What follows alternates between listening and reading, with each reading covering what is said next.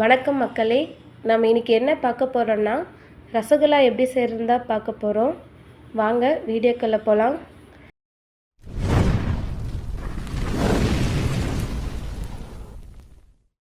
ரசகுல்லா செய்ய தேவையான பொருள் என்னென்னு சொல்லி கார்டில் கொடுத்துருக்கேன், அதை பார்த்துக்கோங்க.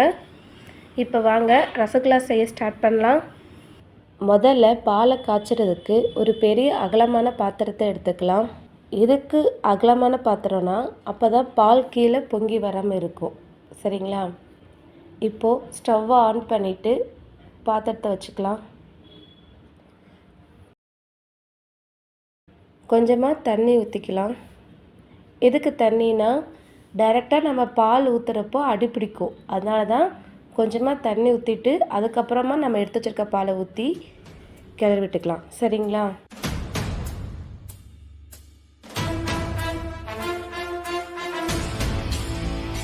பாருங்கள், பாலை ஊற்றியாச்சு. இப்போ இதை ஹை ஃப்ளேம்லேயே 40 நிமிஷம் பாலை காய்ச்சி எடுத்துக்க போகிறோம். அப்பப்போ இடையில கிளறிட்டே இருக்கணும், அப்போ தான் அடிப்பிடிக்காமல் இருக்கும்.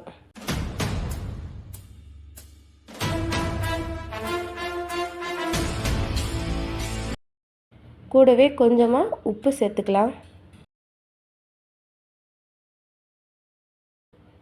பாருங்கள், 40 நிமிஷம் ஆயிடுச்சு.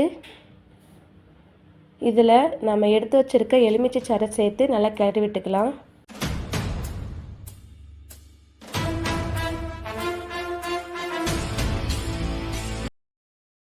பால் நல்லா திரிஞ்சு வர ஆரம்பிச்சிருச்சு. இந்த ஸ்டேஜில் நம்ம அடுப்பை ஆஃப் பண்ணிக்கலாம். சரிங்களா? அடுத்தது ஒரு காட்டன் துணி எடுத்துக்கோங்க. இப்போ நம்ம ரெடி பண்ணி வச்சுருக்கிறத ஊற்றி நல்லா வடிகட்டி எடுத்துக்கலாம். வடிகட்டினதை தண்ணி இல்லாமல் நல்லா பிழிஞ்சு எடுத்துக்கோங்க.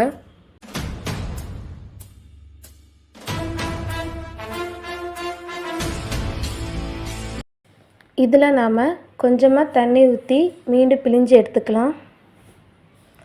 அப்படின்னா தான் நாம் ஊற்றின எலுமிச்சை சாறு மிச்சம் மீதி இருந்தாலும் வெளியே வந்துடும். சரிங்களா? பாருங்கள், நல்லா பிழிஞ்சு எடுத்தாச்சு.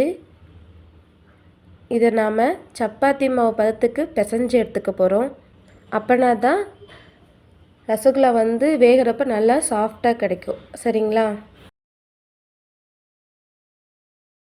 பாருங்கள், பிசைஞ்சாச்சு. இதை நமக்கு பிடிச்ச ஷேப்புக்கு ரெடி பண்ணி எடுத்துக்கலாம். நான் சின்ன சின்ன உருண்டையாக பிடிச்சிருக்கேன். சரிங்களா? இது ஒரு பக்கம் இருக்கட்டும். அடுத்தது நம்ம சர்க்கரை பாகு காய்ச்சி எடுத்துக்கலாம். அதுக்கு ஒரு பாத்திரத்தில் 2 கப்பு தண்ணி ஊற்றி நம்ம எடுத்து வச்சுருக்க சர்க்கரையை சேர்த்து நல்லா கொதிக்க விடுங்க. சர்க்கரை பாகு காய்ஞ்சதுக்கப்புறமா கூடவே கொஞ்சமாக உப்பு சேர்த்துக்கலாம். வாசத்துக்காக ஏலக்காயும் சேர்த்துக்கலாம். இப்போது சர்க்கரை பாகு ரெடி ஆயிடுச்சு. நாம் ரெடி பண்ணி வச்சுருக்க ரசகுல்லா உருண்டையை இதில் ஒவ்வொன்றா போட்டு நல்லா வேக வைக்கணும். ஒரு 20 நிமிஷம் நல்லா வெந்தால் போதும். பாருங்கள், 20 நிமிஷம் ஆயிடுச்சு. ரசகுல்லா நல்லா வெந்து வந்திருக்கு. இதை நாம் சர்விங் பவுலுக்கு மாற்றிக்கலாம்.